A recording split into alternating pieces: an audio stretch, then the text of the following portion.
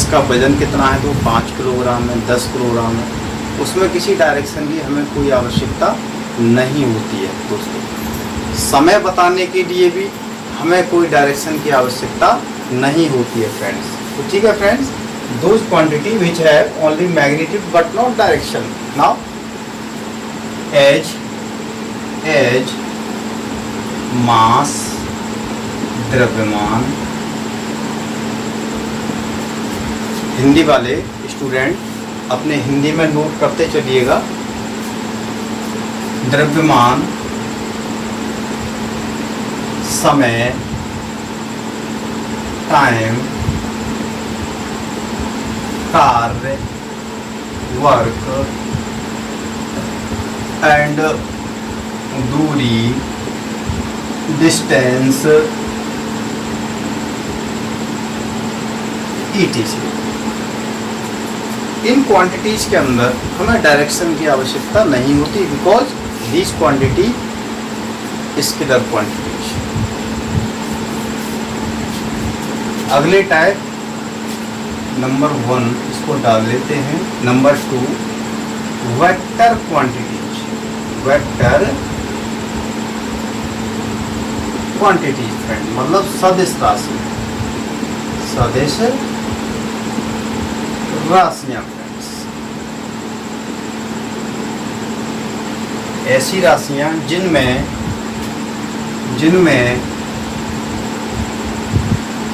Magnitude की भी जरूरत हो, परिमाण की भी जरूरत हो फ्रेंड्स, और दिशा की भी आवश्यकता हो, डायरेक्शन। यानी ऐसी क्वांटिटीज जिनमें मैग्नीट्यूड और दिशा दोनों की आवश्यकता हो, वेक्टर क्वांटिटी कहलाती है। Vector quantities are those quantity which have magnitude and direction both, called vector quantity. As जैसे, इनमें दोनों ही जरूर, जैसे विस्थापन, डिस्प्लेसमेंट,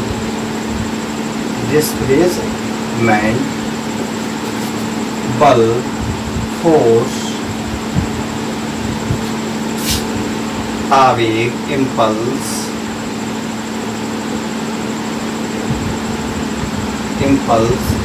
ETC फ्रेंड्स।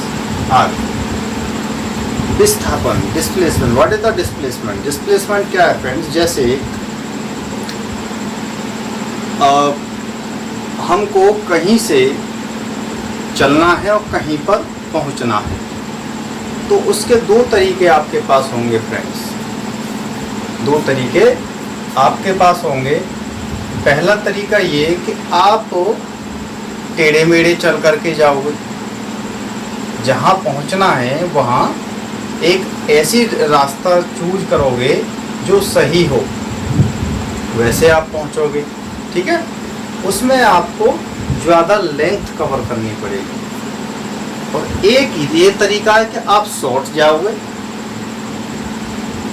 जैसे बहुत से लोग क्या जाते हैं, शॉर्ट जाते हैं, कहते हैं भाई हमें शॉर्ट रूट से पहुंचना है, तो हम ये घूम फिर करके ना चल करके हम सीधे ही चले जाए, तो उसमें हमें डायरेक्शन की ज़रूरत होगी। ठीक है फ्रेंड्स, जैसे हमें ये पता होना चाहिए कि हमारा टारगेट क्या है, हमारा पहुंचना कहाँ पर है। हमें जहाँ पर हमें पहुँचना है, इस चीज़ में अगर हमें जाना है तो हमें पता होगा कि भाई ये गांव इधर है या ये शहर इधर पड़ता है, तो हम सीधे ही चले जाएंगे।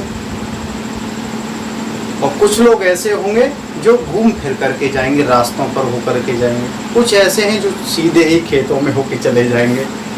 तो जो शॉर्ट वे यूज करते हैं, यानी जब सीधे जाते हैं, शॉर्ट रास्ते से जाते हैं, उसको कहते हैं विस्थापन। और उसके लिए परिमाण, कितनी दूरी आप चले वो भी आवश्यक है, और आवश्यक ये भी है कि वह टारगेट किधर है, कौन सी दिशा में है, या कौन सा शहर वह कौन सी दिशा में, तो उसके लिए दिशा की भी जरूरत पड़ गई।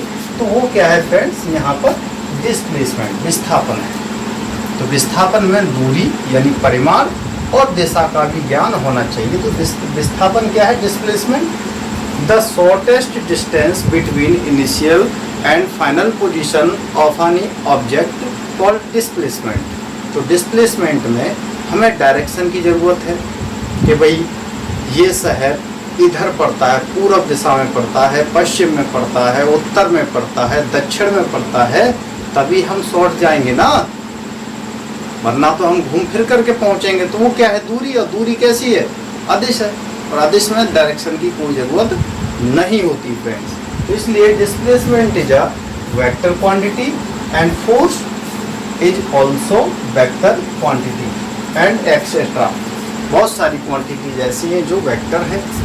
इनकी खास पहचान ये होगी फ्रेंड्स, एक नोट लगा लेंगे इसमें, नोट मैं यहाँ पे कवर करता हूँ उसको, नोट फ्रेंड्स। इस नोट्स को केयरफुली देखिएगा, क्योंकि ये आपको बताएगा कि कौन सी ड्राइव्ड क्वांटिटीज वेक्टर है और कौन सी ड्राइव्ड क्वांटिटी वेक्टर नहीं है, फिर क्या है, स्केलर है। तो आइए जानते हैं वह क्या है ट्रिक। तो यहाँ हम आपको बताने वाले हैं ट्रिक क्या हो। जैसे मान के चलो फ्रेंड्स कि हम बात करते हैं यहाँ वेग इक्वल टू क्या होगा, विस्थापन बटे समय, यानी डिस्प्लेसमेंट ओवर टाइम, वेलोसिटी। हमें बताना है क्या वेलोसिटी एक वेक्टर होगी या स्केलर होगी। तो हमें इसके फॉर्मूले के अंदर जाना है। सबसे पहले हमें इसके लिए फॉर्मूला याद होना चाहिए। तो फॉर्मूला क्या है, वेग बराबर विस्थापन बटे समय और velocity equal to displacement over time. यहाँ पर वेग को पहचानना है कि ये वेक्टर होगा या फिर स्केलर होगा फ्रेंड्स। तो अगर उस ड्राइव्ड क्वांटिटी के फॉर्मूले के अंदर, ध्यान से समझिएगा, उस ड्राइव्ड क्वांटिटी जैसे यहाँ वेग है, इस फॉर्मूले के अंदर अगर एक भी राशि, एक भी क्वांटिटीज अगर वेक्टर आ जाती है, ध्यान समझिएगा कि जिस व्युत्पन्न राशि ड्राइव्ड क्वांटिटी की बात करते हैं, जैसे यहाँ वेग है, वेग के बारे में अगर हम बात करेंगे तो वेग किस पर निर्भर कर रहा है, विस्थापन और समय पर। तो विस्थापन को चेक करेंगे कि विस्थापन कैसी राशि है, तो सदिश राशि है विस्थापन, जैसा कि अभी हमने पहले बताया था। Displacement is a vector quantity. तो यहाँ पर वेग के फॉर्मूले में वेग के बारे में पता करना है कि वेग सदिश है या फिर अदिश है, वेक्टर है या फिर स्केलर है फ्रेंड्स। तो इसके फॉर्मूले में विस्थापन ओवर समय ये आता है। तो विस्थापन कैसी राशि है, हमें पता है कि ये वेक्टर है, ये क्या है, एक वेक्टर क्वांटिटीज है। टाइम क्या है, एक स्केलर है फ्रेंड्स। तो अगर वेग के फॉर्मूले में जिसके बारे में भी अगर हमें पता करना है कि यह वेक्टर होगी या स्केलर होगी फ्रेंड्स, तो उसके फॉर्मूले को हम लिख लेंगे, उसका हमें फॉर्मूला पता होना चाहिए। तो अब हम उनमें चेक करेंगे कि कौन सी राशि वेक्टर है, कौन सी स्केलर है। तो सीधी सी बात मैं ये बता दूं कि अगर उन सभी क्वांटिटीज में अगर एक क्वांटिटीज भी अगर वेक्टर आ गई तो यह भी वेक्टर होगी, एक भी आ गई तो सभी आ जाए, कोई टेंशन नहीं। अगर एक क्वांटिटीज अगर वेक्टर आ गई तो ये क्वांटिटी वेक्टर 100% होगी, 100% वेक्टर होगी फ्रेंड्स। स्केलर कब होगी, स्केलर तब होगी जब इसके आने वाले फॉर्मूले में जिस पर ये क्वांटिटी डिपेंड कर रही है, यानी उसके फॉर्मूले में जो राशियां हमें आई हुई हैं, अगर उनमें से सभी क्या हों, स्केलर हों, अदिश हों, तो वह राशि अदिश होगी, वरना एक भी अगर आ जाती है तो फिर वो सदिश होगी। तो दोस्तों कैसी ट्रिक लगी हमारी, आइए एक और देखते हैं और इसको नोट डाउन कीजिए, फ्रेंड्स। ठीक है, हो गया। आइए इसको मैं रफ करता हूँ फ्रेंड्स। जैसे एक ये है, मैंने वेग के बारे में बात की, वेलोसिटी के बारे में बात की। अब मैं बात कर रहा हूँ यहाँ पर चाल। इसी को लेते हैं चाल बराबर दूरी बटे समय। स्पीड और ये डिस्टेंस ओवर टाइम फ्रेंड्स। हमें पता करना है कि चाल कैसी राशि होगी फ्रेंड्स। तो चाल के बारे में पता करने के लिए हमें इसके फॉर्मूले की तरफ जाना पड़ेगा। अगर फॉर्मूला में कोई भी क्वांटिटी एक वेक्टर आ गई तो फिर ये वेक्टर होगी, अगर सभी स्केलर हैं तो फिर ये स्केलर होगी। ठीक है फ्रेंड्स। तो यहाँ पर दूरी क्या है तुम्हारी, स्केलर है। टाइम भी क्या है, स्केलर है फ्रेंड्स। तो अब इनमें कोई क्वांटिटी वेक्टर नहीं आई, इसलिए दोनों ही क्वांटिटीज क्या है, स्केलर हैं। तो यह भी हमारी स्केलर होगी फ्रेंड्स, आदेश होगी। तो now we can say speed is a scalar quantities. Speed is a scalar quantities friends. ठीक है। नाउ आगे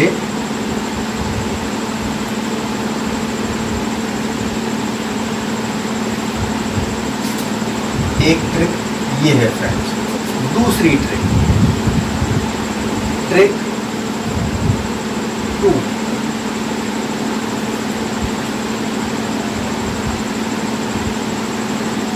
डॉट प्रोडक्ट यानी कि आदेश गुणनफल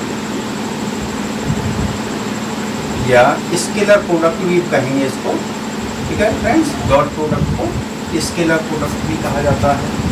अगर कोई क्वांटिटीज, अगर कोई ड्राइव्ड क्वांटिटीज ऐसे फॉर्मूले का स्ट्रक्चर बनाती है जिनमें अन्य क्वांटिटीज डॉट प्रोडक्ट में हो, स्केलर प्रोडक्ट में हो, तब वह क्या होगी, स्केलर होगी फ्रेंड्स। जैसे W कार्य बराबर क्या होता है friends, F vector dot D vector.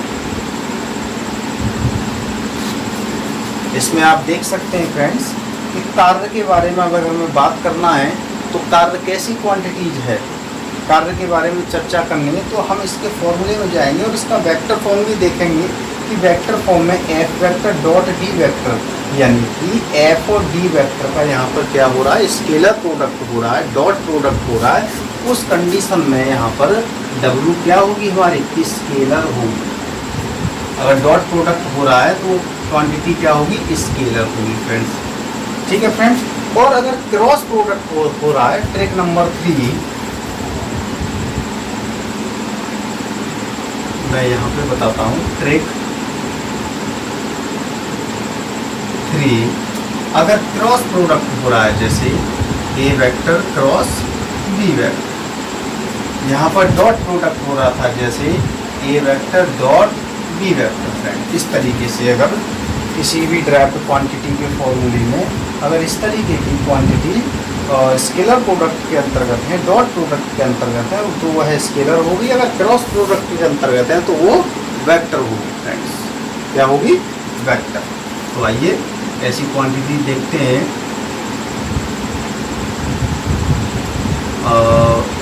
यहाँ होगी L vector is equal to R vector cross P vector.